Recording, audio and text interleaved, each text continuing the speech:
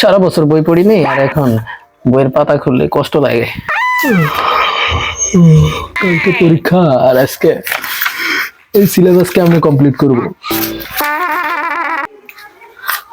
আর দেখবনি, কালকে পরীক্ষা, আজকে ঘুমাইলো একটু।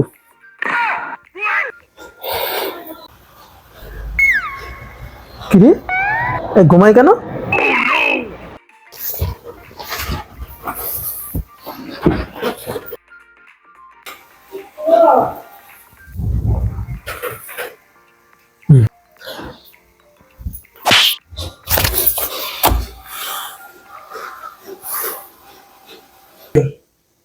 এই তুই ঘুমাচ্ছিস কে?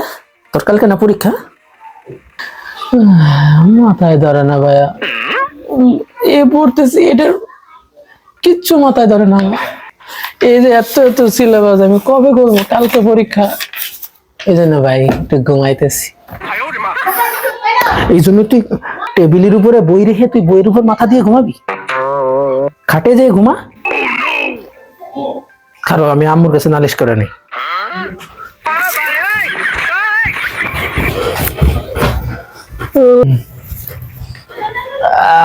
আরে পড়া কালকে দেখবো। এটা কি হলো? ওরে আমি যেটা করলাম ও সেটাই করলো। আমি বুকচো দিয়ে গেলাম। এই ওঠ ওঠ ওঠ, এই তুই শুয়ে পড়লি কে? ভাইয়া তুমি না আমার কইলা ঘুমাই যেতে,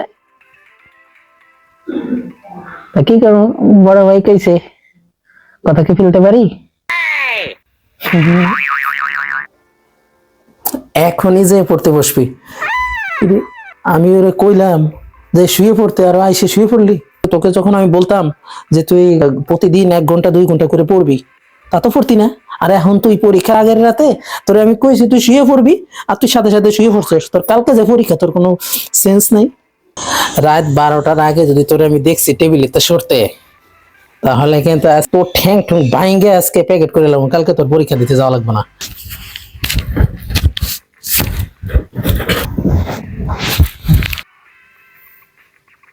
এই